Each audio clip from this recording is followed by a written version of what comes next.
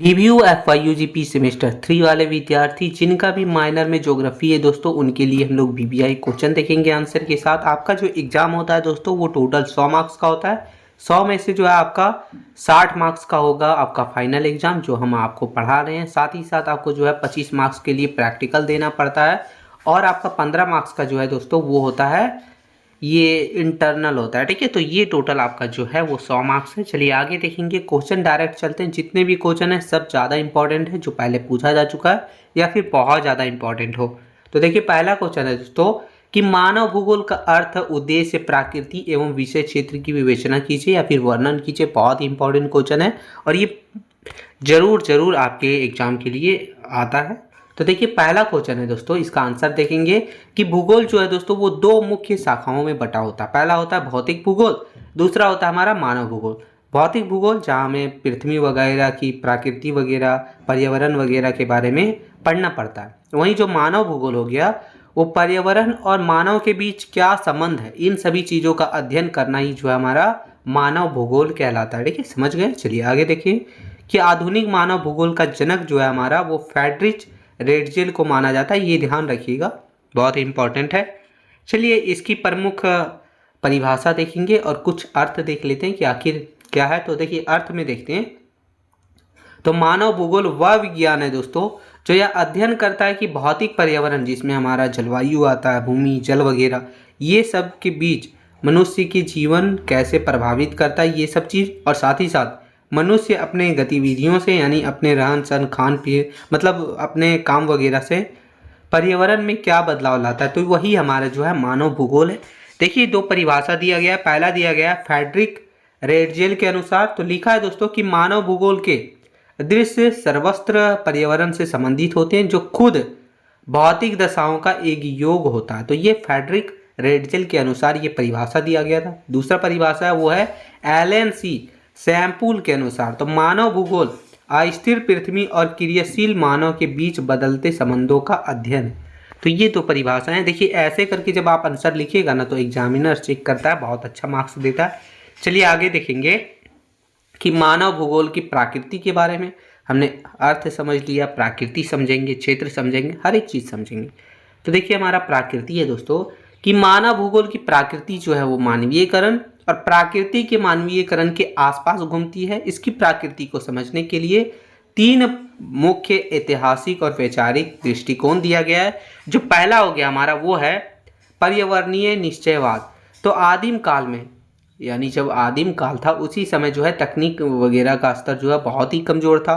वह प्रकृति के प्रकोप से डरता था और उसकी पूजा करता था। इस विचारधारा के अनुसार मानव का जीवन, उसकी सोच और आर्थिक क्रियाएं पूरी तरह से जो है जलवायु, भूमि वगैरह पर ही तय होती थी। यानी पहले जो है दोस्तों क्या होता था, पहले जो है तकनीक वगैरह का स्तर कमज़ोर हुआ करता था। लोग जो है प्रकृति का प्रकोप यानी बाढ़ वगैरह ये सब चीज़ों से डरते थे, उनकी पूजा करते थे।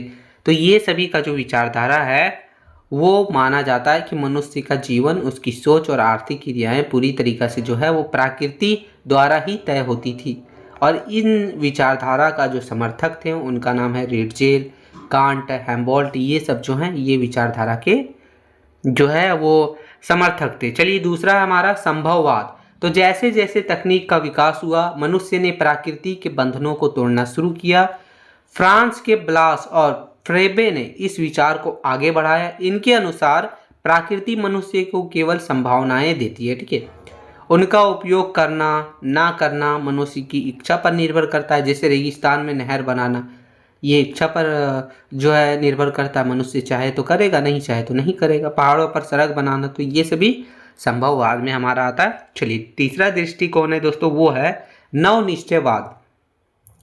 आधुनिक भूगोलवेता यानी आधुनिक ज्योग्राफर ग्रिफिथ टेलर ने इन दोनों अतिवादी विचारों के बीच का रास्ता निकाला।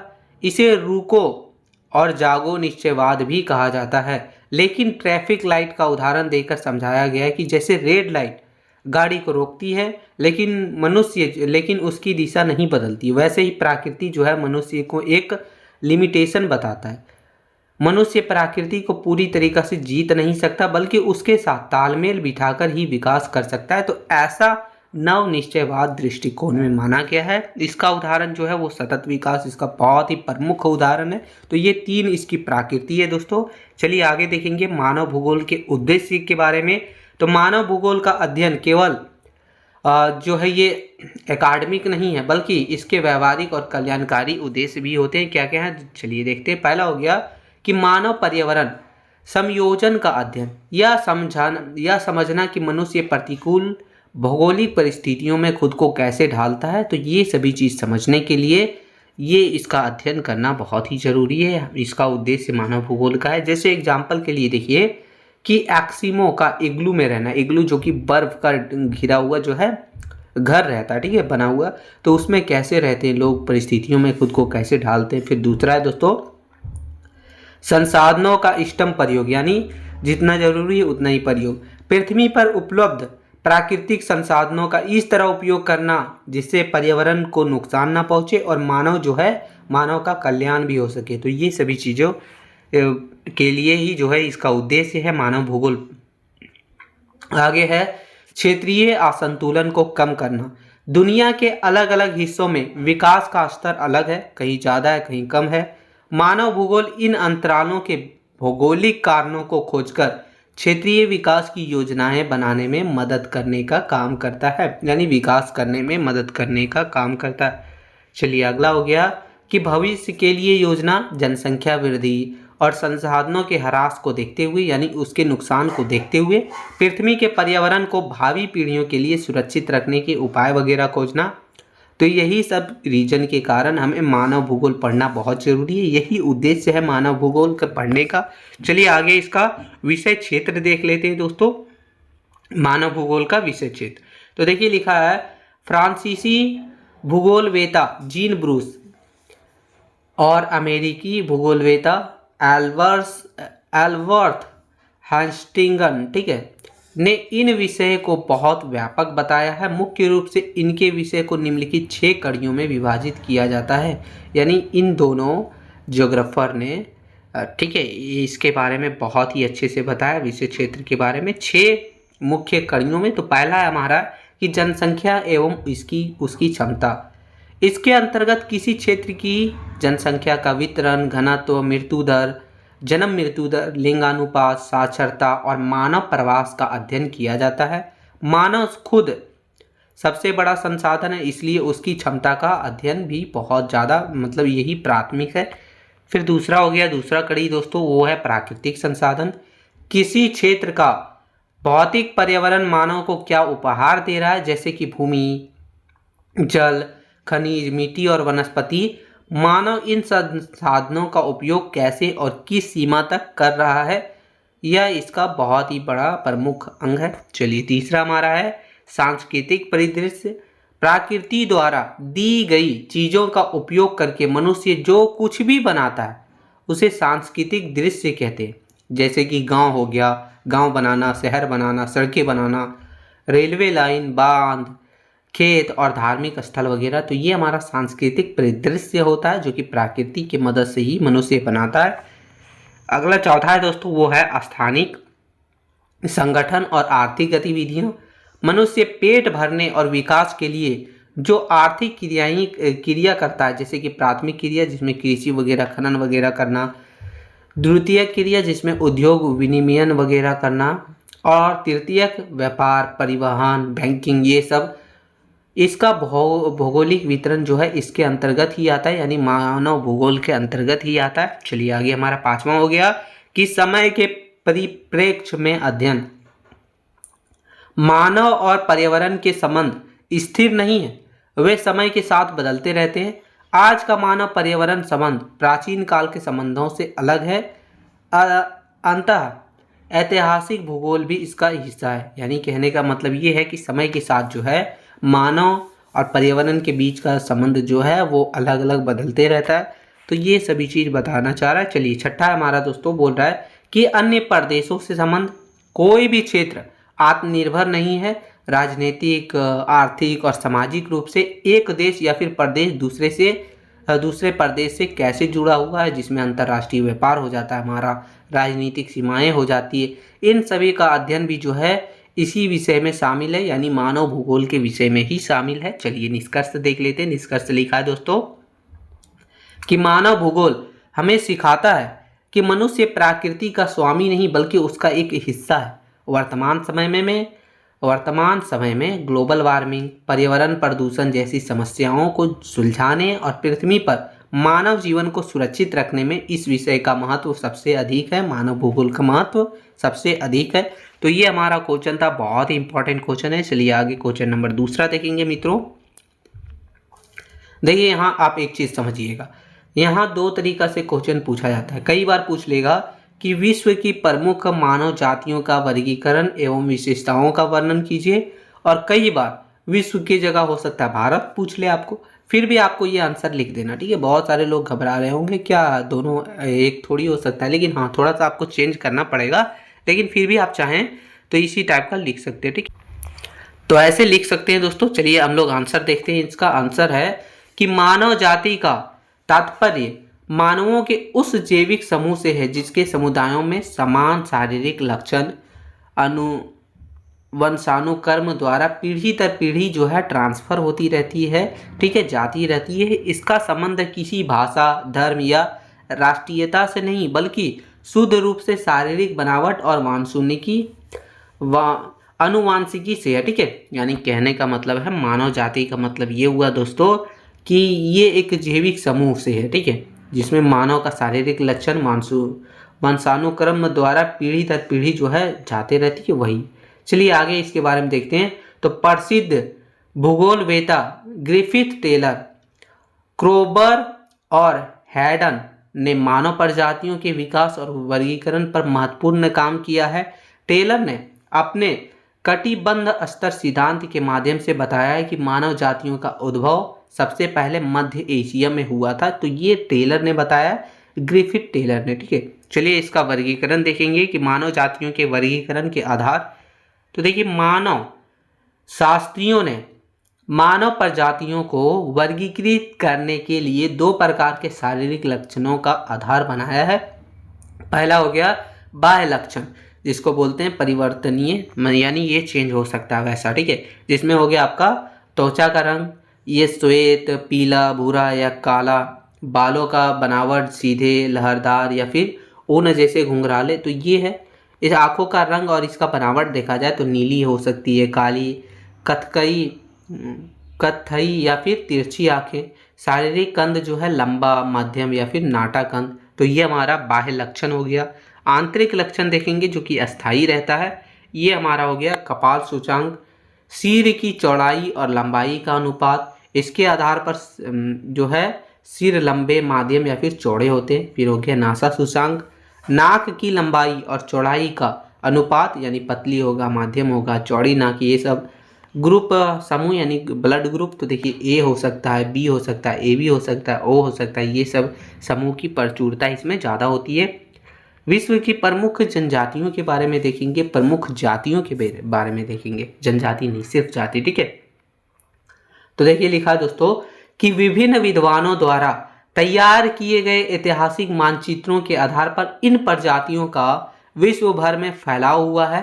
इन चारों वर्गों का वर्गीकरण निम्नलिखित है, यानी 4 वर्गों में है, ठीक है।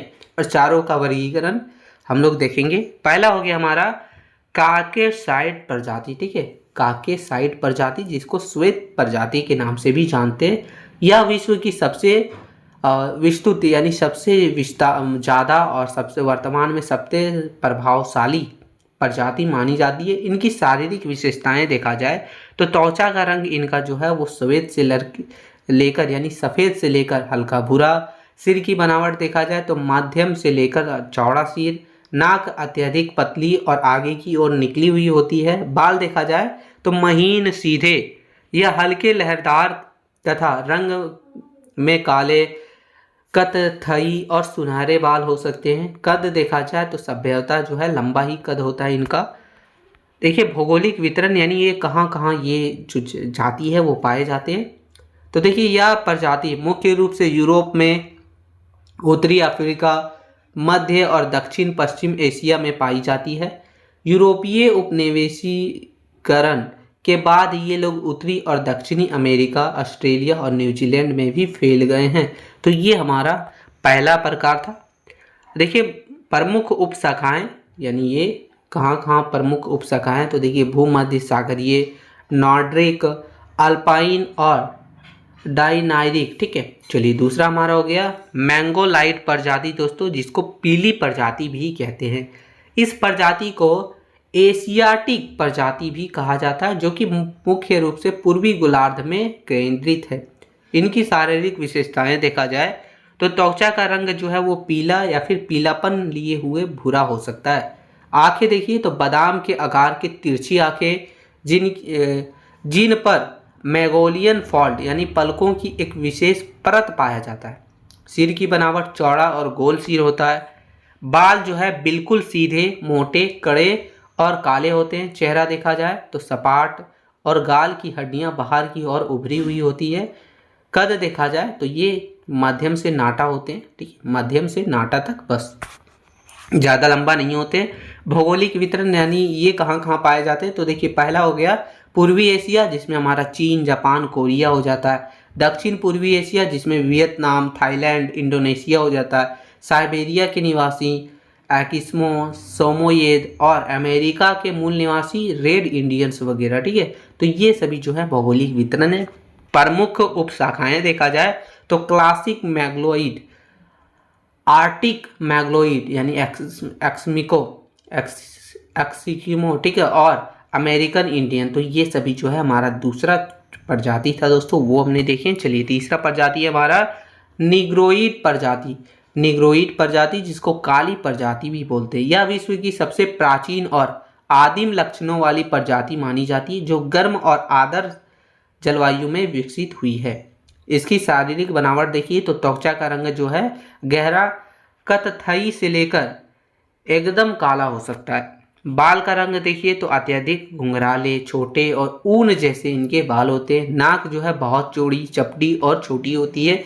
ओठ देखिए तो मोटे और बाहर की ओर मुड़े हुए। जबड़ा जो है आगे की ओर निकला हुआ।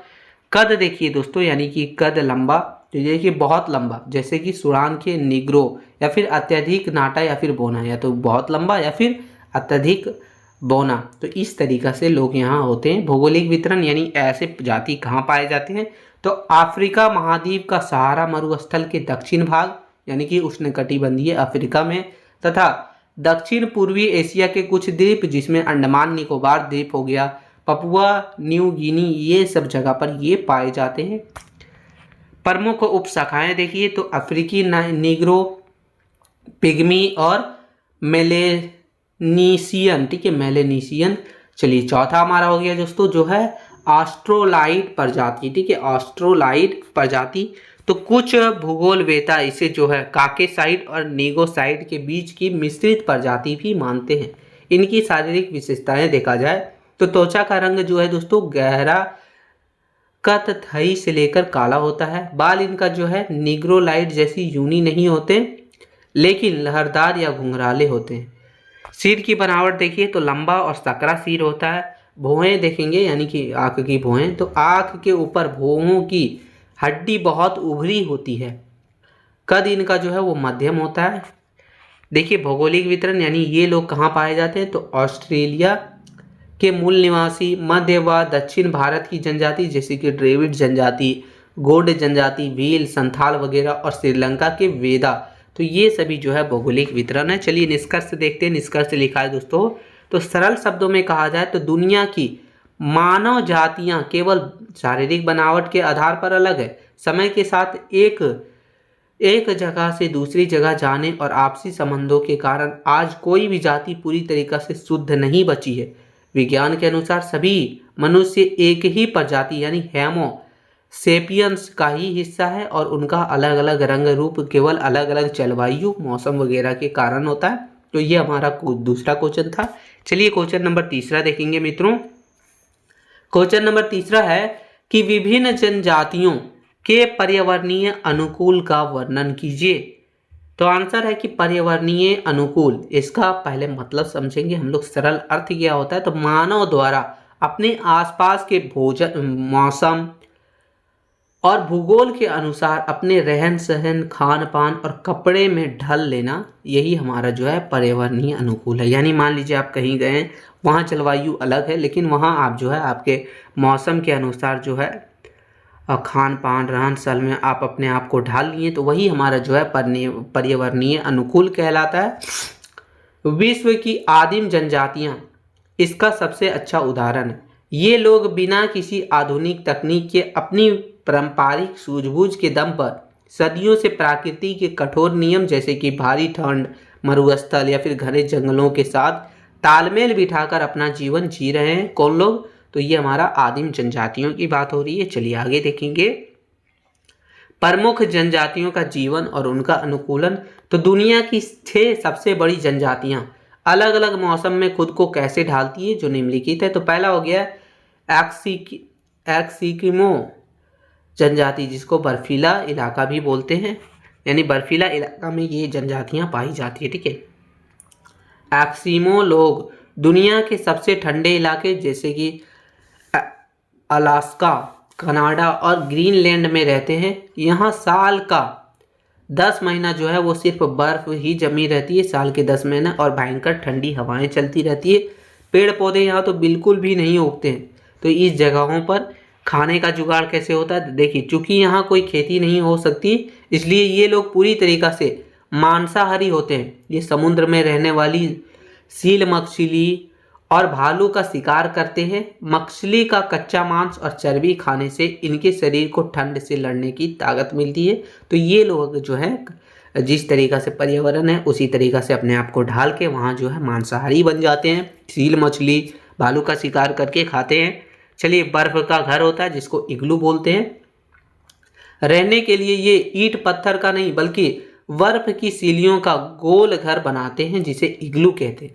बर्फ़ की दीवारें बाहर की ठंडी हवा को अंदर नहीं आने देती है। इग्लू के अंदर ये सील मछली की चर्बी जलाते हैं, जिससे घर के अंदर अच्छी खासी गर्मी हो जाती है। तो यहाँ जो है बर्फ़ का घर होता है दोस्तों। फिर हो गया कपड़े और गाड़ी। देखा जाए तो ठंड से बचने के लिए ये रेडियर यानी बर्फीले हिरन वगैरह और भालू की खाल के डबल कपड़े और जूते पहनते हैं। बर्फ़ पर चलने के लिए इनके पास बिना पहियों वाली गाड़ी होती है, जिसे अस्लेज कहते हैं।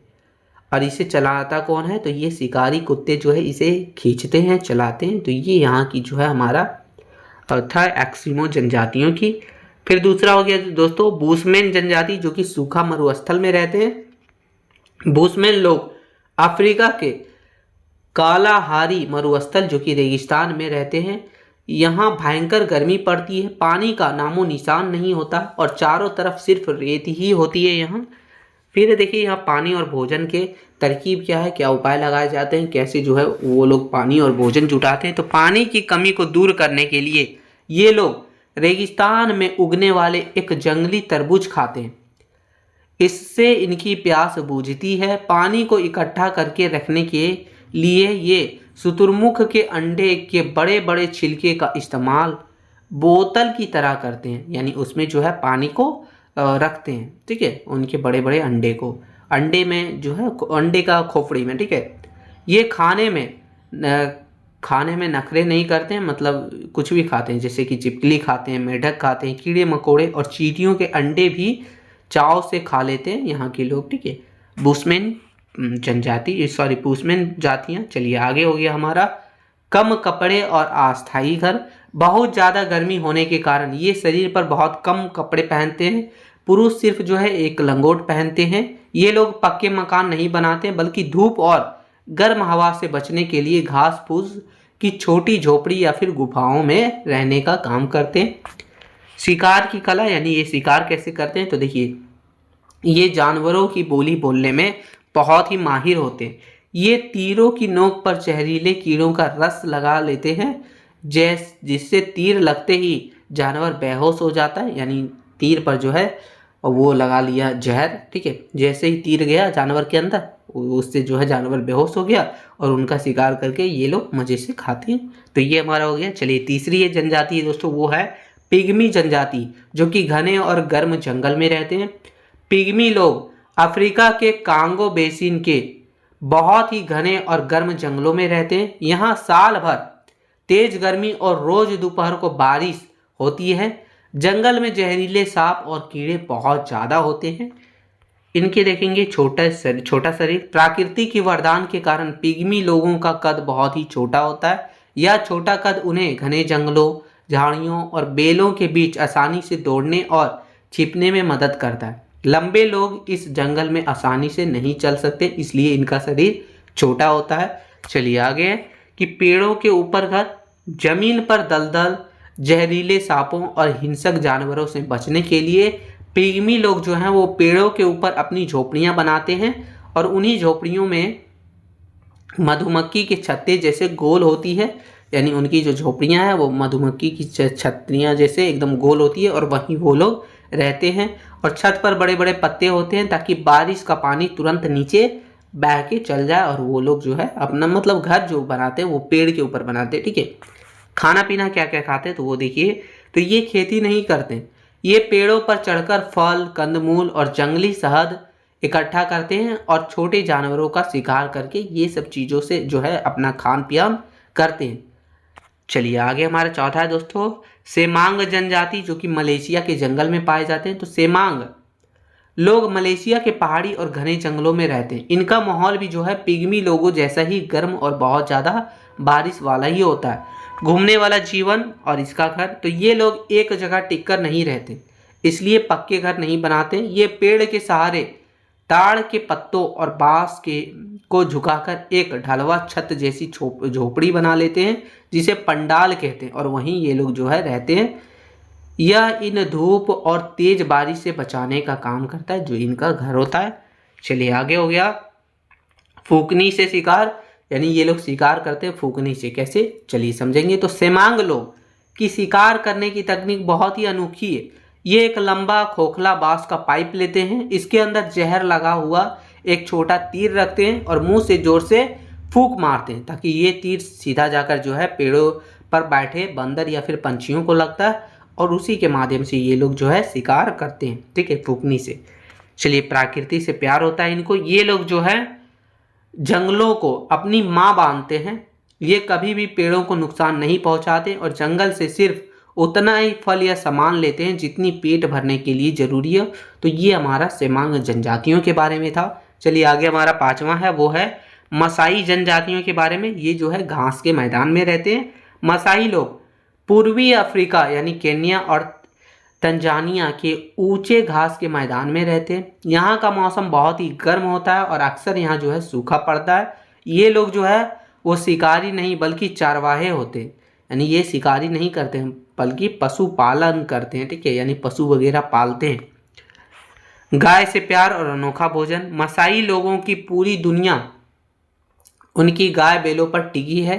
इनका मुख्य भोजन जो है वो दूध और मांस है। जब सूखा पड़ता है और गाय दूध देना बंद कर देती है तो ये एक अनोखा काम करते हैं कि गाय की गर्दन की नस में एक छोटा तीर मारकर उसका खून निकालते हैं और उसे दूध में मिलाकर पीते हैं, जिससे गाय मरती नहीं और मसाई लोगों का पेट भी भर जाता है। यानी पहले तो दूध पिया, अब जब गाय जो है दूध देना बंद कर देता है तो उसके नस में जो है वो एक छोटा सा तीर मारते हैं, खून निकालते हैं और उसको जो है दूध के साथ मिलाकर पीते हैं। ये मसाई जनजाति लोग।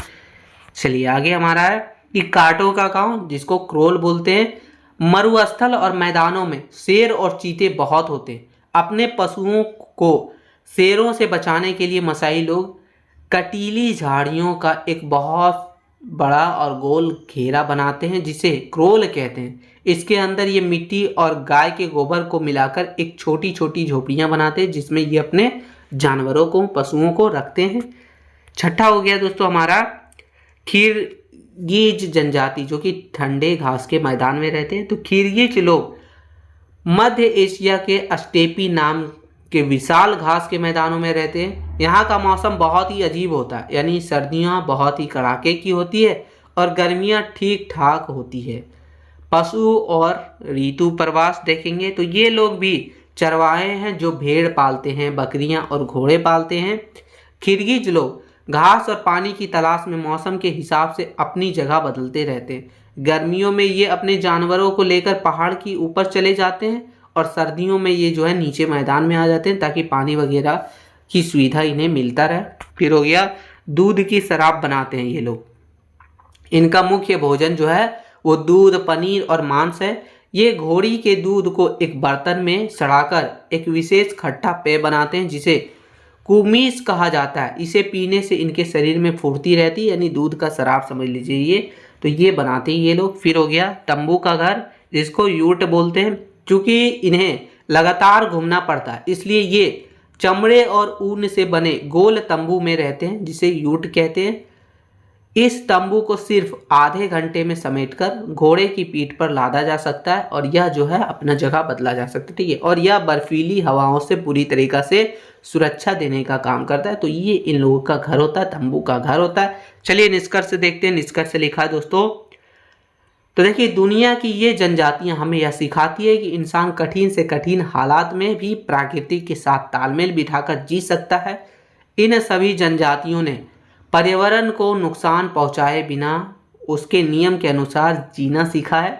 इनका यह जीवन आज के आधुनिक इंसानों को भी यह सीख देता है कि अंधाधुंध विकास और पर्यावरण फैलाने के बजाय प्रकृति के साथ मिलकर ही मानव जाति का भविष्य सुरक्षित रखा जा सकता है। तो ये हमारा क्वेश्चन था पर्यावरणीय अनुकूल के बारे में।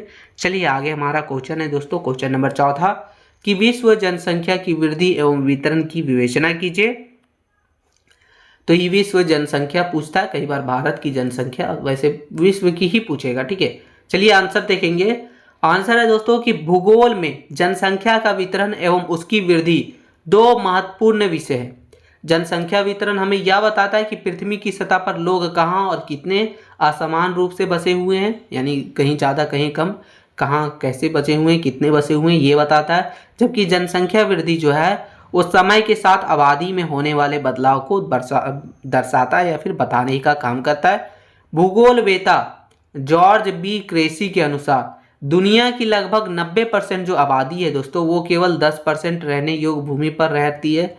जनसंख्या का यह असंतुलन पूरी तरीका के वहाँ के मौसम, भूगोल और इंसानी ज़रूरतों के आपसी तालमेल का परिणाम है। यानी इनका कहना था, जो कि जॉर्ज बी क्रेसी हैं, इनके अनुसार मानना है कि 90% जो आबादी है दोस्तों वो वैसे जगह पर रहते हैं जो रहने योग्य 10% भूमि, यानी ये भूमि है, इसमें से जो है यही 10% में 90% लोग हैं, बाकी में तो थोड़ा थोड़ा लोग हैं। तो ऐसा मानना है इनका, जॉर्ज बी क्रेसी का, ठीक है। चलिए विश्व जनसंख्या का वितरण देखेंगे। तो जनसंख्या का वितरण मुख्य रूप से निम्न क्षेत्रों में बांटा गया। पहला हो गया अत्यधिक सघन जनसंख्या वाला क्षेत्र, यानी ज़्यादा जनसंख्या वाला क्षेत्र, ठीक है। सघन यानी ज़्यादा। तो चलिए ये दुनिया के वे इलाके हैं जहाँ अनुकूल जलवायु, उपजाऊ मैदान और रोजगार के साधन बहुत मौजूद हैं। यहाँ जनसंख्या बहुत ज़्यादा है। इसके अंतर्गत मुख्य रूप से 3 क्षेत्र आते हैं। पहला हो गया पूर्वी और दक्षिणी एशिया, जिसमें हमारा आ जाता है दोस्तों चीन आ जाता है, भारत आ जाता है, बांग्लादेश, जापान और इंडोनेशिया। यहाँ नदी, घाटियों और उपजाऊ मैदानों के कारण यहाँ आबादी बहुत ज़्यादा है। फिर दूसरा है पश्चिमी यूरोप, जिसमें ब्रिटेन, जर्मनी, फ्रांस वगैरह। यहाँ उद्योग और व्यापार के कारण आबादी बहुत ही ज़्यादा है, यानी घनी हुई है। फिर हो गया तीसरा हमारा उत्तर पूर्वी अमेरिका, जिसमें हमारा यूएसए आ जाता है और कनाडा का औद्योगिक क्षेत्र वगैरह। तो ये हमारा हो गया। चलिए दूसरा हमारा दोस्तों वो है मध्यम जनसंख्या वाला क्षेत्र, यानी वो था हमारा सबसे ज़्यादा जनसंख्या वाला, ये है मध्यम, जिसमें मतलब ठीक ठाक, मतलब मध्यम। फिर हो गया सबसे कम जनसंख्या वाला देखेंगे। तो यहाँ जो हमारा हो गया, यहाँ की परिस्थितियाँ ना तो बहुत कठिन है और ना ही बहुत आसान, जैसे कि एशिया के कुछ आंतरिक भाग, दक्षिण अमेरिका के तटीय इलाके और अफ्रीका के कुछ हिस्से। यहाँ खेती और खनिजों के सहारे आबादी जो है वो माध्यम पाई जाती है, यानी कि मीडियम पाया जाता है, ठीक है। फिर तीसरा हमारा दोस्तों वो है कि कम या फिर विराल जनसंख्या वाला क्षेत्र, यानी कम जनसंख्या या फिर ना के बराबर रहने वाला विराल जनसंख्या वाला क्षेत्र। तो दुनिया के वे विशाल भूभाग जहाँ मौसम बहुत खराब है और जीवन जीना बहुत ही कठिन है, पृथ्वी का लगभग 70% हिस्सा इसी श्रेणी में आता है। बाकी 30% में ही लोग जो हैं सबसे ज़्यादा रहते हैं। तो इसमें हमारा पहला हो गया अत्यधिक ठंडे इलाके, जैसे कि उत्तरी ध्रुव हो गया, साइबेरिया, अंटार्कटिका। दूसरा दोस्तों गर्म और सूखा रेगिस्तान में, जिसमें हमारा सहारा आता है, थार मरुस्थल, कालाहारी मरुस्थल, तो ये सभी चीज़ आता है। तीसरा हमारा हो गया कि ऊंचे पर्वतीय क्षेत्र, जिसमें हमारा हिमालय आता है, एडीज आता है और रॉकीज पर्वतमाला वगैरह आता है। चौथा अत्यधिक घने जंगल, जिसमें अमेजन के जंगल और कांगो के वर्षावन, तो ये सभी चीज़ हमारा आता है। जहाँ जनजाति बहुत कम है, क्योंकि यहाँ की मौसम या फिर यहाँ के खतरनाक जलवायु के कारण यहाँ जनजाति वास नहीं कर पाती है, यानी कम जनसंख्या, ना के बराबर जनसंख्या। चलिए आगे देखेंगे कि जनसंख्या वितरण को प्रभावित करने वाले क्या क्या प्रमुख कारक हैं। तो जनसंख्या कहीं कम है, कहीं ज़्यादा है, ऐसा क्यों है, इसके पीछे क्या क्या कारण है। तो देखिए, पहला कारण हो गया भौगोलिक कारण। तो जल की उपलब्धता, लोग हमेशा पानी के स्रोत के आसपास बसना पसंद करते हैं ताकि उन्हें पानी का दिक्कत नहीं हो, तो पहला ये रीजन हो गया। दूसरा हो गया भू आकृति, समतल मैदानों पर खेती, सड़क और उद्योग लगाना आसान होता है, इसलिए पहाड़ों की तुलना में मैदानों पर आबादी ज़्यादा होती है। जलवायु देखा जाए, बहुत ठंडा या फिर बहुत ज़्यादा गर्मी वाले इलाकों में लोग कम रहते हैं, जबकि सुहावने मौसम जैसे कि भूमध्य सागरीय क्षेत्र में आबादी ज़्यादा होती है, यानी जहाँ ठंड गर्मी ये सब चीज़ों का संतुलन होता है, वहाँ लोग ज़्यादा रहते हैं। मिट्टी में देखा जाए, उपजाऊ मिट्टी भी मायने रखती है। उपजाऊ मिट्टी वाले क्षेत्रों में कृषि अच्छी होती है, इसलिए वहाँ आबादी सघन होती है। तो ये सभी भौगोलिक कारक है, जिसके कारण जो है जलवायु का जो है वितरण प्रभावित होता है। चलिए दूसरा हमारा दोस्तों वो है आर्थिक कारक। आर्थिक कारक में मेरा आ जाता है खनिज। जिन क्षेत्रों में कीमती खनिज निकलते हैं, वहाँ रोजगार के कारण लोग अक्सर बसते हैं, यानी आकर बसते हैं। जैसे कि अफ्रीका की तांबा पेटी हो गया।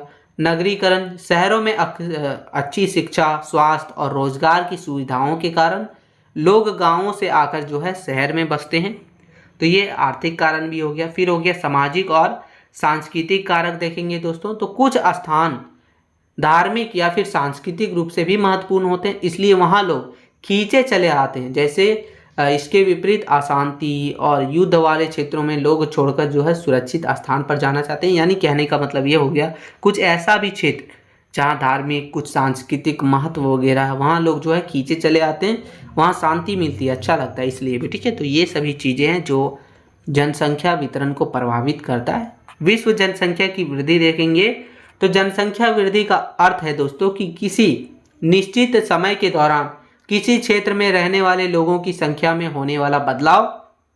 यह बदलाव सकारात्मक भी होता है, यानी कभी बढ़ना, या फिर नकारात्मक भी होता है, कभी घटना। तो देखिए जनसंख्या वृद्धि के इतिहास देखेंगे, तो प्राचीन काल में दुनिया की जनसंख्या जो है बहुत ही धीमी गति से बढ़ती थी, क्योंकि चिकित्सा सुविधाएं नहीं थी और महामारियों और अकाल के कारण जो है बहुत ज़्यादा मृत्यु हुआ करता था। लेकिन आधुनिक काल में जो है ये धीरे धीरे इसका विस्फोट वृद्धि हो गई, यानी ये जो है मतलब मृत्यु वगैरह दर कम हो गया, जनसंख्या धीमी थी वो बहुत तेज़ी से वृद्धि होने लगी। इसके पीछे क्या क्या रीजन है, तो देखिए कृषि का विकास हुआ। लगभग 8000 वर्ष पहले जब मनुष्य ने खेती करना और पशु पालना शुरू किया, तब दुनिया की आबादी सिर्फ 80 लाख ही थी, तो ये समझिए। फिर हो गया औद्योगिक क्रांति, जो कि 1750 के आसपास हुआ था। तो उद्योगों के आने, परिवहन के साधन बढ़ने और चिकित्सा सुविधाओं में सुधार के कारण मृत्यु दर जो है वो भारी गिरावट आई और जनसंख्या तेजी से बढ़ने लगी। इस समय आबादी लगभग 55 करोड़ थी। ठीक है, जब हमारा औद्योगिक क्रांति हुआ था उस समय 55 करोड़ थी। फिर हो गया कि 20वीं और 21वीं शताब्दी में जो कि जनसंख्या विस्फोट समझ लीजिए। तो वर्तमान समय में विज्ञान और तकनीक के विकास से जनसंख्या बहुत तेजी से बढ़ रही है। विश्व की आबादी जो है लगभग 1 अरब से लेके 8 खरब, यानी 1 अरब से लेके 8 अरब तक पहुंचने में बहुत कम समय लगा है। तो ये आज की जो है हमारा हो गया जनसंख्या दोस्तों। चलिए अब अगला क्वेश्चन देखेंगे हम लोग। इसका आप निष्कर्ष लिखना चाहें तो कुछ लिख सकते हैं बैठा के, और ना लिखना चाहें तो छोड़ दीजिएगा, कोई ज़रूरी नहीं है। ठीक है, चलिए आगे क्वेश्चन नंबर 5वां देखेंगे मित्रों। क्वेश्चन नंबर 5वां हमारा कि माल्थस, ठीक है, माल्थस का जनसंख्या सिद्धांत का वर्णन करना हमारा। तो माल्थस के द्वारा जो जनसंख्या सिद्धांत दिया था वो क्या था वो देखेंगे। तो भूगोल के इतिहास में थॉमस रॉबर्ट माल्थस का जनसंख्या सिद्धांत सबसे पहला और सबसे प्रसिद्ध सिद्धांत माना जाता है। माल्थस इंग्लैंड के बड़े विद्वान थे। इन्होंने साल 1798 में अपनी एक किताब लिखी जिनका नाम था an essay on the principle of population. ठीक है, तो ये उनके द्वारा लिखा गया किताब है। किनके द्वारा? तो थॉमस रॉबर्ट माल्थस के द्वारा। इस सिद्धांत का सीधा और मुख्य विचार यह है कि दुनिया में इंसानों की आबादी बहुत तेजी से बढ़ती है, लेकिन इंसानों के पेट भरने के लिए जो भोजन यानी जो अनाज वगैरह पैदा होता है उसकी रफ्तार धीमी होती है। माल्थस का कहना था कि अगर जनसंख्या को जनसंख्या को समय पर नहीं रोका जाए, जनसंख्या वृद्धि को नहीं रोका जाए, तो दुनिया में भयंकर गरीबी और भुखमरी और बीमारियां फैल सकती है। तो ऐसा माल्थस का मानना था। ये सिद्धांत दिया गया था माल्थस का जनसंख्या सिद्धांत। चलिए देखते हैं माल्थस के सिद्धांत की मूल बातें। तो माल्थस ने अपने सिद्धांत को समझाने के लिए दो बहुत ही आसान और स्वाभाविक बातें बताई। पहला बताया कि भोजन की जरूरत, हर इंसान को जीवित रहने के लिए भोजन की सबसे पहली और सबसे जरूरी आवश्यकता होती है ये। दूसरा बताया कि बच्चे पैदा करने की इच्छा, स्त्री और पुरुष के बीच आपसी आकर्षण और बच्चे पैदा करने की इच्छा हमेशा बनी रहती है, जिससे जनसंख्या लगातार बढ़ती है। तो ये बताया था माल्थस के सिद्धांत की मूल दो बातें हैं। चलिए सिद्धांत के मुख्य बिंदु देखेंगे। तो माल्थस ने जनसंख्या को बढ़ने की रफ्तार और भोजन के पैदा होने की रफ्तार की तुलना में दो अलग अलग श्रेणियों में बांटा। पहला, जनसंख्या की गुणात्मक वृद्धि। माल्थस का कहना था कि किसी भी देश की जनसंख्या बहुत तेजी से गुना जैसे ज्यामितीय श्रेणी के रूप में बढ़ती है, जैसे कि 1 से 2, 2 से 4 हुआ, 4 से 8, 8 से 16, 16 से 32, 32 से 64, ऐसे तरीका से बढ़ता है, ऐसा माल्थस का मानना था। इस थ्योरी के हिसाब से माल्थस ने दावा किया कि अगर कोई रोक टोक ना हो तो किसी भी देश की आबादी हर 25 साल में दोगुनी हो जाएगी। तो ऐसा माल्थस का कहना था। इनका सिद्धांत का जो मूल बिंदु है, मूल बातें हैं। चलिए दूसरा है भोजन उत्पादन में साधारण वृद्धि। जनसंख्या के मुकाबले इंसानों के जीने का साधन यानी कि भोजन बहुत धीमी गति से जोड़ यानी अंकगणितीय श्रेणी में बढ़ रहा है, जैसे कि 1, 2, 3, 4, 5, 6 ऐसा जो है भोजन की गति बढ़ रहा है, ऐसा मानना था माल्थस का। ऐसा इसलिए होता है क्योंकि जमीन का टुकड़ा सीमित है। हम एक ही जमीन पर कितनी भी मेहनत और खाद डाल लें, अनाज पैदा होने की एक आखिरी सीमा होती है। इसे खेती का उत्पत्ति हार्स नियम भी कहते हैं। तो ये इनका सिद्धांत दिया गया था। चलिए आगे हमारा है दोस्तों की आबादी और भोजन में भयंकर असंतुलन। माल्थस ने हिसाब लगाकर बताया कि इस असमान रफ्तार के कारण सिर्फ 200 साल के भीतर जनसंख्या और भोजन के बीच का अंतर बहुत बड़ा हो जाएगा, आबादी बहुत ज़्यादा हो जाएगी और खाना बहुत कम पड़ जाएगा। यही असंतुलन समाज में भूखमरी, कुपोषण और भयंकर गरीबी को जन्म देगा। तो ऐसा माल्थस का सिद्धांत के द्वारा दिया गया था। चलिए जनसंख्या को रोकने का उपाय माल्थस ने क्या बताया। तो देखिए माल्थस का कहना था कि जब यह असंतुलन बढ़ता है तो आबादी को कम करने या रोकने के दो तरीके होते हैं, दो काम होते हैं जिसको करना चाहिए। पहला हो गया इंसानी या निवारक रोग, वे तरीके जो इंसान अपनी समझदारी और अक्ल का इस्तेमाल करके खुद अपनाने का काम करता है ताकि बच्चा कम पैदा हो और आबादी में काबू रहे। तो ये तरीका हो गया जिसमें देर से शादी करना, शादी की उम्र को बढ़ा देना ताकि प्रजनन की समय भी कम मिले। फिर हो गया आत्मनियंत्रण, अपनी इच्छाओं पर काबू रखना और ब्रह्मचर्य का पालन करना। देखिए माल्थस एक धार्मिक गुरु यानी पादरी भी थे, इसलिए वे किसी भी तरह के कृत्रिम साधनों या फिर दवाओं के इस्तेमाल से सख्त खिलाफ थे। वे इसे पाप माना करते थे, इसलिए वो चाहते थे कि समझदारी ही रहना ठीक है। फिर दूसरा तरीका हुआ है दोस्तों प्राकृतिक या फिर क्रूर रोग। यदि इंसान अपनी मर्जी से आबादी को काबू नहीं करता है और बच्चे पैदा करता रहता है तो अंत में प्रकृति खुद फैसला अपने हाथ में ले लेती है। प्रकृति अपने बेहद क्रूर और भयंकर तरीके से बढ़ी हुई आबादी को साफ कर देती है। तो ऐसा माल्थस का मानना था, यानी दोनों तरीका। फिर है इसके अंतर्गत भयानक महामारी जैसे कि कोरोना, प्लेग, अचानक सूखा, भयंकर बाढ़, भूकंप और आपस में होने वाले युद्ध वगैरह, जिसके कारण जो है जनसंख्या कम होती है। इन आपदाओं के कारण एक झटके में लाखों करोड़ लोग मर जाते हैं और जनसंख्या दोबारा घटकर उतनी ही हो जाती है जितना कि देश में भोजन उपलब्ध है। माल्थस ने कहा कि यह एक चक्र की तरह बार बार चलते रहता है। तो ये दो तरीके बताए हैं जनसंख्या को रोकने की जो माल्थस के द्वारा बताया गया था। तो देखिए आगे देखेंगे कि माल्थस के सिद्धांत में क्या कमियां रह गई थी। तो माल्थस के द्वारा जो सिद्धांत दिया गया था दोस्तों उसमें बहुत सारी कमियां थी। क्या क्या थी वो देखेंगे। भले ही माल्थस का सिद्धांत बहुत ही ज़्यादा फेमस था, प्रसिद्ध हुआ, लेकिन आधुनिक भूगोलवेताओं यानी आधुनिक ज्योग्राफर्स ने इनकी बहुत सारी कमियां भी निकाली है। पहला कमी जो है वो है विज्ञान और तकनीक की अनदेखी। माल्थस नहीं सोच पाए कि भविष्य में नए बीज, ट्रैक्टर और आधुनिक खाद की मदद से अनाज के उत्पादन में कई गुना जो है बढ़ोतरी आएगी। तो ये जो है माल्थस नहीं सोच पाया, जो कि आज की दुनिया में अनाज की कोई कमी नहीं है। फिर हो गया 25 साल का दावा गलत रहा उनका। उनका कहना था कि 25 साल में ठीक जनसंख्या दुगनी हो जाएगी, जो कि गलत था। दुनिया की ज़्यादातर देशों में यह बात सच साबित नहीं हुई कि आबादी हर 25 साल में ठीक दुगनी हो जाएगी, तो ये इनका दावा भी गलत था। फिर अगला हो गया यातायात का विकास। माल्थस के समय परिवहन का साधन अच्छे नहीं थे। आज अगर किसी एक देश की अनाज में कमी होती है तो वह हवाई जहाज या पानी के जहाज़ों से दूसरे देशों से अनाज मंगा लेता है। इससे भूख की से लोग नहीं मरते हैं, यानी एक दूसरे के ऊपर निर्भर रहता है, ये काम चल रहा है। तो पहले ये नहीं था, इसलिए माल्थस का ये सिद्धांत जो है उसमें बहुत सारी कमियां। फिर है अमीर देशों का बदला हुआ व्यवहार। विकसित देश जैसे कि यूरोप और अमेरिका में देखा गया कि जैसे जैसे लोग अमीर और पढ़े लिखे होते हैं वे खुद ही छोटा परिवार रखना पसंद करते हैं, इसलिए किसी अकाल या बीमारी की जरूरत नहीं पड़ती है। तो ये सभी कमियां थी माल्थस के सिद्धांतों में। चलिए निष्कर्ष देखते हैं। निष्कर्ष लिखा है दोस्तों कि सरल शब्दों में कहें, भले ही विज्ञान के कारण माल्थस का सिद्धांत आज पूरी तरीका से सच ना हो, लेकिन उनका यह विचार जो है बिल्कुल सही था कि देश में आबादी और भोजन के बीच संतुलन होना चाहिए।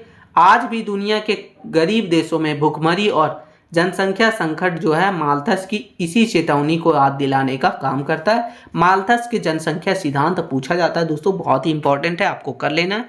चलिए आगे हम लोग क्वेश्चन नंबर 6 देखेंगे कि जनसंख्या वृद्धि के पर्यावरण पर प्रभावों का वर्णन कीजिए। यानी जनसंख्या वृद्धि का जो है वो पर्यावरण पर क्या प्रभाव पड़ता है वो हमें देखना। आंसर है दोस्तों कि मानव भूगोल के अनुसार लगातार यानी बहुत ही तेज गति से जो जनसंख्या वृद्धि हो रही है वो मानव पर्यावरण के प्राकृतिक संतुलन को पूरी तरीका से बिगाड़ दिया है। धरातल पर बढ़ते जनसांख्यिकीय दबाव के कारण प्राकृतिक संसाधनों का अंधाधुंध दोहन हो रहा है। यही कारण है कि आज तीव्र आबादी का यह दबाव सीधे तौर पर वनों का विनाश, बढ़ते प्रदूषण और वैश्विक जलवायु परिवर्तन जैसी पर्यावरणीय समस्याओं का मुख्य कारण बन गया है। यानी सीधा समझिए जितना तेजी से जनसंख्या वृद्धि हो रहा है उतना ज़्यादा तेजी से प्राकृतिक संसाधनों का अंधाधुंध दोहन हो रहा है। यही कारण से आजकल जो है बहुत ज़्यादा इसका नुकसान सीधे तौर पर जो है वनों के विनाश, बढ़ते प्रदूषण और वैश्विक जलवायु वगैरह जो है ये प्रदूषित कर रहा है, उसको जो है ये पर्यावरणीय समस्याओं बढ़ा रहा है। चलिए आगे देखेंगे पर्यावरण पर जनसंख्या वृद्धि के क्या प्रभाव पड़ते हैं। तो बढ़ती आबादी का पर्यावरण पर पड़ने वाला दुष्प्रभाव निम्नलिखित है। पहला हो गया वनों का विनाश और कृषि भूमि का विस्तार। आवास के लिए वनों की कटाई करने लगी, यानी घर बनाने के लिए वनों की कटाई। इंसानों के रहने के लिए जमीन सीमित है। जब आबादी बढ़ती है तो नए शहरों को बसाने और मकान बनाने के लिए लाखों हेक्टेयर घने जंगलों को बेरहमी से साफ कर दिया जाता है, यानी उसे काट दिया जाता है। भोजन के लिए कृषि का विस्तार। अरबों लोगों का पेट भरने के लिए अनाज की जरूरत होती है। अधिक अनाज उगाने के लिए मनुष्य वनों को काटकर उसे कृषि भूमि में बदल देता है, वहां से भी वन की कटाई हो रही है। इसका प्रभाव क्या पड़ता है दोस्तों, तो जंगल खत्म होने से वर्षा चक्र बिगड़ जाता है, क्योंकि यह पेड़ ही बादलों को आकर्षित करते हैं। इसके अलावा वनों के विनाश से मिट्टी की पकड़ ढीली हो जाती है, जिससे उपजाऊ मिट्टी बह जाती है, यानी मृदा अपरदन भी होता है। तो ये सभी इसका प्रभाव पड़ता है। फिर दूसरा जो हमारा दोस्तों वो है तीव्र जल संकट और भूजल का अत्यधिक दोहन। घरेलू और औद्योगिक खपत। जनसंख्या बढ़ने से पीने, नहाने और कपड़े धोने जैसे दैनिक कार्यों के लिए जो पानी की मांग जो है वो कई गुना बढ़ गई है। यानी ज़्यादा जनसंख्या, ज़्यादा पानी पिएगा लोग, ज़्यादा कपड़े धोएगा, ज़्यादा नहाएगा, तो इस तरीक़ा से पानी की मांग जो है बहुत ज़्यादा बढ़ चुकी है, बहुत गुना बढ़ चुकी है। साथ ही फैक्ट्रियों में भी जो भारी मात्रा में जल का उपयोग होता है वहाँ से भी जो है जल का संकट होता है। फिर देखिए सिंचाई के लिए दबाव। साल में 3-3 फसल उगाने के लिए खेतों में ट्यूबवेल के जरिए जमीन के अंदर का पानी इतनी बेरहमी से निकाला जा रहा है कि धरती के अंदर का जल स्तर जो है बहुत ही नीचे गिर जा रहा है। ठीक है, इसका प्रभाव क्या पड़ेगा और इसका प्रभाव क्या पड़ रहा है? तो दुनिया के कई बड़े शहर आज यानी जीरो वाटर लेवल, ठीक है, डे जीरो, यानी उनका जो है वाटर लेवल ही नहीं है, यानी धरती के नीचे पानी ही नहीं है कि कगार पर है। कुएं और तालाब सूख रहे हैं, जिससे ना केवल इंसानों के लिए बल्कि पशु पंछियों के लिए भी पानी का अकाल पड़ गया है। तो ये भी नुकसान होता है। चलिए, तीसरा हो गया कि ऊर्जा संकट और गैर नवीकरणीय संसाधनों का नुकसान या फिर ह्रास। तो खनिजों का अंधाधुंध दोहन, बढ़ती आबादी की सुख सुविधाओं के लिए फैक्ट्रियों में सामान बनता है। इसके लिए कोयला, लोहा, तांबा और एल्युमिनियम जैसे खनिजों को धरती से बहुत तेजी से निकाला जा रहा है, जिससे जो है बहुत ज़्यादा फैक्ट्री वगैरह लगने से प्रदूषण वगैरह सब फैलता है, ऊर्जा का संकट होता है, तो कोयला वगैरह जल रहा है। ठीक है, जीवाश्म ईंधन की खपत, सड़कों पर गाड़ी जिसमें मोटर गाड़ी है, ट्रेन, हवाई जहाज वगैरह की संख्या करोड़ों में पहुंच चुकी है। इसे चलाने के लिए पेट्रोल और डीजल का अत्यधिक इस्तेमाल हो रहा है, जिसे समझ लीजिए हमारा ये सब का खत्म हो रहा है। ये सब बनने में बहुत ज़्यादा समय लगता है। इसका प्रभाव क्या पड़ रहा है देखिए, तो ये सभी संसाधन जो हमारा कोयला हो गया, पेट्रोलियम हो गया, डीजल हो गया, पेट्रोल हो गया, ये सब जो है वो लिमिट है। इसे दोबारा बनाने में लाखों साल लगते हैं। जनसंख्या की यह रफ्तार इन प्राकृतिक उपहारों को आने वाली पीढ़ियों से पहले ही पूरी तरीका से खत्म कर देगी। तो ये इसका प्रभाव है। चलिए, चौथा हम देखेंगे वो है दोस्तों कि पर्यावरण प्रदूषण के विभिन्न रूपों में भयानक वृद्धि। ठीक है, तो देखिए, वायु प्रदूषण, करोड़ों गाड़ियों और फैक्ट्रियों की चिमनियों से निकलने वाला जहरीली धुआं, जिसमें कार्बन डाइऑक्साइड, सल्फर और नाइट्रोजन ऑक्साइड वगैरह जो हमारे हर पल हवा में घुल रहे हैं। इससे शहरों की हवा इतनी खराब हो चुकी है कि लोगों को सांस की गंभीर बीमारी यानी श्वास वगैरह लेने की बीमारी हो रही है, जिसमें अस्थमा, कैंसर वगैरह हो रही है। तो ये हमारा जो है वायु प्रदूषण से हो रहा है। फिर है जल प्रदूषण, शहरों में करोड़ों लीटर गंदा पानी यानी सीवेज वगैरह और कारखानों का रासायनिक कचरा बिना साफ किए सीधे हमारी पवित्र नदियों और झीलों में बहा दिया जाता है, यानी नदी में बहा दिया जाता है। इससे पीने लायक जो पानी है वो भी नहीं रहता है। साथ ही साथ नदियों के अंदर जो जीव वगैरह हैं, जैसे कि मछली, कछुआ वगैरह, वो सभी मर रहे हैं। तो ये हमारा जल प्रदूषण हो गया। फिर है ठोस कचरा और प्लास्टिक संकट। जितनी बड़ी आबादी होगी उतना ही ज़्यादा कचरा पैदा करेगी। आज हर शहर के बाहर प्लास्टिक, शीशे और इलेक्ट्रॉनिक कचरे के बड़े बड़े पहाड़ खड़े हैं। यह कचरा ना तो गलता है और ना ही नष्ट होता है, जिससे भूमि बंजर भी हो रही है। तो ये सभी जो है हमारा वो बढ़ती जनसंख्या का जो है वो पर्यावरण पर नुकसान है दोस्तों, प्रभाव है। चलिए, पांचवा हो गया वैश्विक जलवायु परिवर्तन, जिसमें हमारा ग्लोबल वार्मिंग आता है। पेड़ों की कमी और हवा में बढ़ती कार्बन गैसों के कारण सूरज की गर्मी पृथ्वी के वायुमंडल में ही केंद्र होकर रह जाती है। इससे पूरी तरीका से पृथ्वी का औसत तापमान हर साल बढ़ रहा है, ग्लोबल वार्मिंग बढ़ रही है। ग्लेशियर का पिघलना, तापमान बढ़ने की वजह से ध्रुवों यानी कि अंटार्कटिका वगैरह में जो बर्फ का चट्टान है, बर्फ, हिमालय जैसे ऊंचे पहाड़ों के ग्लेशियर बहुत तेजी से पिघल रहे हैं। फिर है समुद्र का बढ़ना जलस्तर, ग्लेशियर का पानी बहकर समुद्र में आ रहा है, जिससे समुद्र का जलस्तर ऊपर उठ रहा है।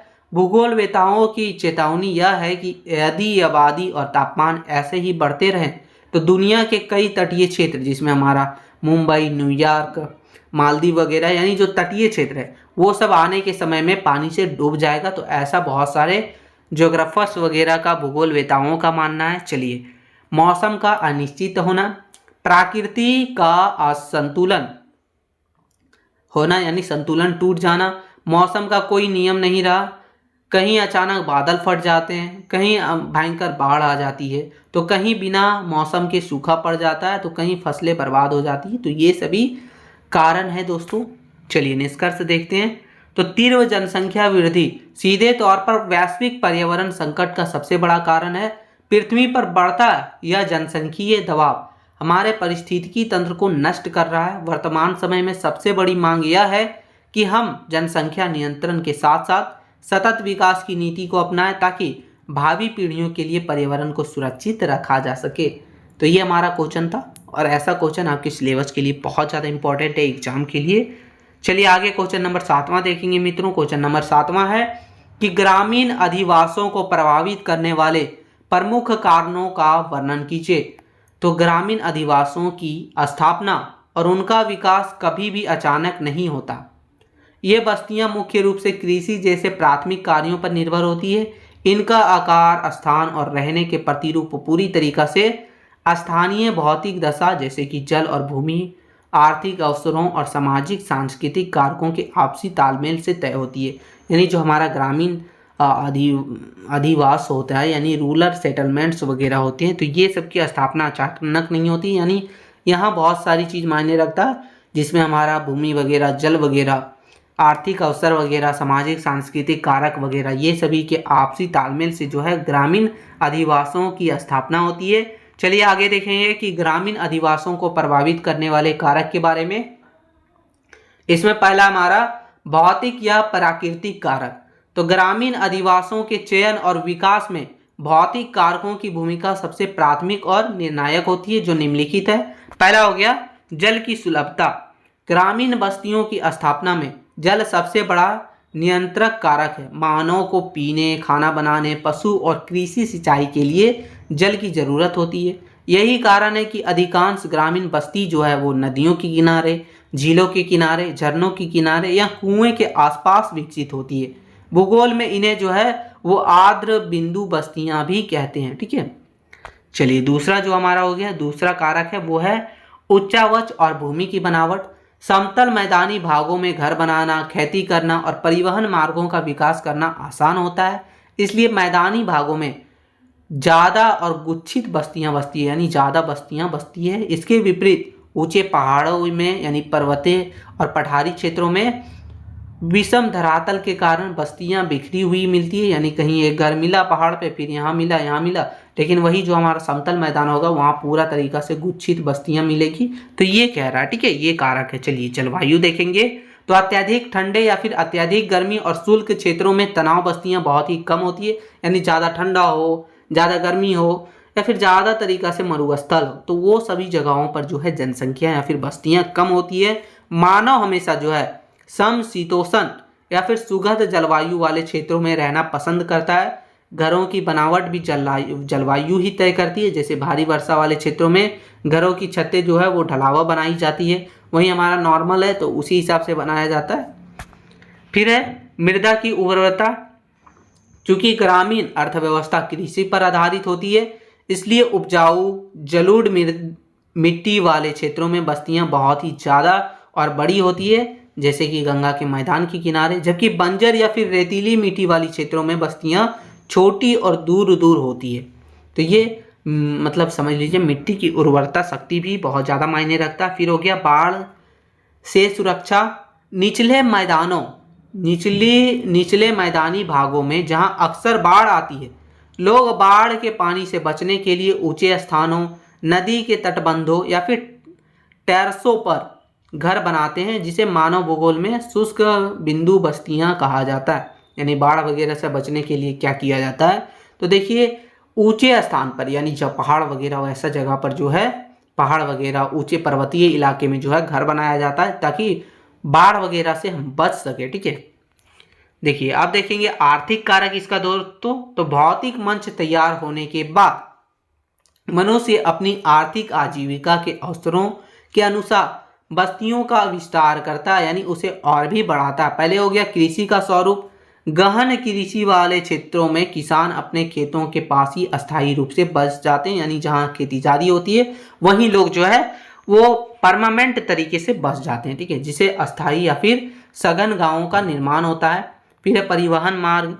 सड़कें, रेलवे लाइनें और नदी ग्रामीण अधिवासों के प्रतिरूप को प्रभावित करती है। जब घर किसी सड़क या नदी के किनारे किनारे एक लाइन में बनते हैं तो उसे रेखीय प्रतिरूप कहा जाता है, यानी एक ही लाइन में ऐसे करके घर बन रहा है तो उसे रेखीय प्रतिरूप कहा जाता है। जहाँ कई सड़कें आकर मिलती है वहाँ जो है तारा प्रतिरूप विकसित होती है। ठीक है, फिर देखिए बाजार और व्यापारिक केंद्र दोस्तों, तो गांवों के पास के छोटे बाजार या फिर हाट बाजार वाले स्थान धीरे धीरे बस्तियों का केंद्र बन जाते हैं और आसपास के लोग वहां आकर बसने भी लगते हैं। यानी यहाँ छोटा सा हाट लग रहा है, ठीक है, तो लोग जो है धीरे धीरे आके यहाँ जमीन ले लेके बसना शुरू कर देंगे। तो इस तरीका से होता है, ठीक है। चलिए तीसरा हो गया सामाजिक, सांस्कृतिक और सुरक्षात्मक कारक। तो मानव एक सामाजिक प्राणी है, इसलिए उनकी सामाजिक सोच भी बस्तियों के स्वरूप को तय करती है, जिसमें सुरक्षा का भावना प्राचीन और मध्यकाल में डकैतों, जंगली जानवरों या फिर बाहरी आक्रमणकारियों से सुरक्षा के लिए लोग पहाड़ियों की चोटियों, द्वीपों या फिर किलों के आसपास सघन रूप से एक साथ मिलकर रहते थे, ताकि किसी तरीका से कोई अटैक हो या फिर डकैती हो, जंगली जानवर वगैरह आए तो लोग मिलके लड़ सकें उनसे, ठीक है। नाइजीरिया के गांव या फिर भारत में राजस्थान के कई गांव सुरक्षात्मक दृष्टि से ऊंचे स्थान पर बसे हुए हैं सुरक्षा के लिए, ठीक है। जातीय और सामाजिक संरचना, विशेषकर भारतीय ग्रामीण परिदृश्य में सामाजिक संरचना और जाति व्यवस्था बस्तियों के विन्यास को बहुत प्रभावित करता है। मुख्य गांव के केंद्र में उच्च जातियों के घर और बाहरी छोर पर अन्य जातियों के टोले विकसित होते हैं। इससे विखंडित बस्तियों का निर्माण होता है। यानी कहने का मतलब ये हुआ, भारतीय ग्रामीण परिदृश्य में जो उच्च जाति के लोग हैं उनका घर जो है एक मुख्य केंद्र में होता है, उनके इधर उधर अलग अलग जगह पर जो है जो भी उनसे अन्य जातियों के टोले विकसित होते हैं, इसलिए अलग अलग जातियों का टोला भी बनते जाता है। गांव वगैरह में आप देखे होंगे। चलिए देखेंगे आगे, धार्मिक और ऐतिहासिक स्थान, जिसमें मंदिर, मस्जिद, चर्च या किसी पवित्र धार्मिक स्थल के चारों ओर भी बस्तियां चक्राकार या फिर वर्गाकार रूप में तेजी से विकसित हो जाती है। मान लीजिए ये मंदिर है या फिर मस्जिद है, तो इसी के आसपास लोग आके चक्राकार या गोलाकार रूप में जो है तेजी से अपना घर बनाते रहना शुरू करते हैं। तो ये तरीका है, ठीक है। चलिए निष्कर्ष देखते हैं। लिखा है दोस्तों कि ग्रामीण अधिवासों का विकास प्रकृति और मानव आपसी तालमेल का परिणाम है। जल उपजाऊ मिट्टी और मैदानी भाग जैसे भौतिक कारक जहां गांव को बसाने का आधार बनाते हैं, वहीं हमारे जो आर्थिक और सामाजिक कारण हो गया उनके आकार को तय करते हैं। इन सभी कारकों को ध्यान में रखकर ही ग्रामीण क्षेत्रों का सही और सतत विकास किया जा सकता है। तो ये हमारा क्वेश्चन था, बहुत इंपॉर्टेंट क्वेश्चन है। चलिए आगे क्वेश्चन नंबर हम 8वां देखेंगे मित्रों। क्वेश्चन नंबर 8वां है, नगरीय अधिवासों के विकास का वर्णन कीजिए। आंसर है कि नगरीय अधिवास सघन जनसंख्या यानी ज़्यादा जनसंख्या, गैर प्राथमिक आर्थिक गतिविधि जिसमें उद्योग, व्यापार, सेवा वगैरह और एक स्पेशल सामाजिक सांस्कृतिक जीवन शैली का प्रतिनिधित्व करता है। इसका विकास एक क्रमिक और स्थानिक प्रक्रिया है। इसमें एक छोटी बस्ती तकनीकी उन्नति और आर्थिक अधिवेश के कारण महानगर में बदल जाती है। यानी छोटी सी बस्ती है लेकिन अपने आर्थिक तकनीकी उन्नति और आर्थिक अधिवेश के कारण एक महानगर में बन जाती है, ठीक है। नगरीय विकास का ऐतिहासिक क्रम देखेंगे तो ऐतिहासिक परिप्रेक्ष्य में नगरीय अधिवासों के विकास को 4 मुख्य कालों में विभाजित किया गया। पहला हो गया प्राचीन काल, विश्व के प्रथम सुनियोजित नगरों का विकास उपजाऊ नदी घाटियों में हुआ। भूगोलवेता गॉर्डन चिल्डे ने इसे नागरीय क्रांति भी कहा है, जैसे कि सिंधु घाटी में हड़प्पा, मोहनजोदड़ो या फिर मेसोपोटामिया में उर्व। तो ये प्राचीन काल की बात हो रही है, ठीक है। फिर देखेंगे हमारा मध्यकाल। इस काल में नगरों का विकास मुख्यतः सुरक्षा और रक्षा की दृष्टि से हुआ है। ये नगर ऊंचे पारकोटों और किलों से घिरा होता था, जैसे कि दिल्ली, आगरा, जयपुर वगैरह। ये मध्यकाल का है। फिर हमारा हो गया आधुनिक काल दोस्तों। आधुनिक काल देखिए 18वीं 19वीं शताब्दी की औद्योगिक क्रांति ने कारखानों पर आधारित उत्पादन को जन्म दिया, जिससे ग्रामीण नगरीय प्रवास तेजी हुआ, ठीक है। ग्रामीण नगरीय प्रवास तीव्र हुआ और औद्योगिक नगरों का विकास हुआ, जैसे कि मैनचेस्टर, जमशेदपुर वगैरह। तो ये आधुनिक काल। फिर हमारा है सामाजिक काल। तो 20वीं सदी के उत्तरार्ध से सूचना प्रौद्योगिकी और वैश्वीकरण ने स्मार्ट सिटी और ग्लोबल सिटी जैसे कि न्यूयॉर्क, टोक्यो, लंदन वगैरह को जन्म दिया। तो ये हमारा जो है समकालीन काल। तो ये ऐतिहासिक समझ लीजिए हमारा दोस्तों ऐतिहासिक क्रम था, ठीक है, नगरीय विकास का। चलिए आगे देखेंगे हम लोग नगरीय विकास के प्रमुख सिद्धांत के बारे में। तो तो नगरों की आंतरिक संरचना और विकास के प्रतिरूप को समझने के लिए शिकागो स्कूल ने 3 सिद्धांत दिए हैं। पहला हो गया संकेंद्रीय वलय सिद्धांत, तो अरेस्टो बर्गस जो कि 1925, इनके अनुसार नगर का विकास केंद्र से बाहर की और 5 सकेंद्रीय वृत्तों के रूप में होता है, जिसका केंद्र जो है वो सीबीडी होता है। सीबीडी मतलब सेंट्रल बिजनेस डिस्ट्रिक्ट होता है। फिर हो गया खंड या सेक्टर सिद्धांत, जो कि होयट जो कि 1939, इनके अनुसार नगर वृत्तों में नहीं बल्कि परिवहन मार्गों के सहारे पच्चर के आकार में बाहर की ओर विकसित होती है। तो ये होयट के अनुसार था। चलिए बहु नाभिक सिद्धांत, जो कि हैरिस और उलमेन 1945 में, इन्होंने स्पष्ट किया कि बड़े नगरों का विकास केवल एक केंद्र से नहीं बल्कि कोई स्वतंत्र केंद्रों या फिर नाभिक के चारों ओर होता है। तो ये सिद्धांत दिया गया था नगरीय विकास का। चलिए आगे देखेंगे ग्रिफिथ टेलर का नगरों के विकास का जीवन चक्र। तो भूगोलवेत्ता ग्रिफिथ टेलर ने नगरों के क्रमिक विकास की तुलना जीवन चक्र से करते हुए इनकी 7 अवस्थाएं बताई है। पहला हो गया शेषवा अवस्था, जिसमें प्रारंभिक रूप भूमि उपयोग का कोई इसमें जो है स्पष्ट वर्गीकरण नहीं है। फिर है बाल्य अवस्था, इसमें व्यावसायिक और आवासीय क्षेत्रों का पृथक्करण शुरू हो जाता है। फिर है किशोरावस्था, आकार में तीव्र वृद्धि, मुख्य मार्ग अस्पष्ट। फिर हो गया पौधावस्था, नगर का पूर्ण विकास और स्पष्ट सीमाकान। फिर हो गया उच्च पौधावस्था, बुनियादी ढांचा पुराना होना और भीड़भाड़ बढ़ना। फिर हो गया वृद्धावस्था, नगर के मुख्य भाग का क्षय और आर्थिक मंदी वगैरह। फिर है अंत्यावस्था, नगर को पूरी तरीका से जंजर या फिर उजाड़ हो जाना। तो ये जो है ग्रिफिथ टेलर के द्वारा बताया गया हमारा 7 अवस्थाएं बताई गई है जीवन चक्र के, जैविक जीवन चक्र के। दोस्तों चलिए आगे देखेंगे कि नगरीय विकास के आधुनिक प्रतिरूप के बारे में। तो क्षैतिज विस्तार के कारण आज नए नगरीय प्रतिरूप उभर रहे हैं, जिसमें उपनगर हमारा मुख्य नगर के बाहर बसे कम घनत्व वाले आवासीय क्षेत्र। सन नगर, इस शब्द का सर्वप्रथम प्रयोग जो है वो पैट्रिक गेडिस 1915 में किया था। जब कई नगर फैलते हुए आपस में मिल जाते हैं तो उसे जो है सन नगर कहा जाता है, जैसे कि दिल्ली एनसीआर हो गया हमारा। फिर हो गया मेगालोपोलिस, जीन गॉकमैन 1961 द्वारा दिए गए शब्द जो अति विशाल नगरीय प्रदेशों को दर्शाता है, जैसे कि बोस्टन से वाशिंगटन डीसी तक का क्षेत्र वगैरह हो गया। चलिए निष्कर्ष से देखते हैं दोस्तों, थोड़ा सा निष्कर्ष हमारा लिखा है कि नगरीय अधिवेशों का विकास नदी घाटी सभ्यताओं से शुरू होकर आज के आधुनिक महानगरों तक पहुंच चुका है।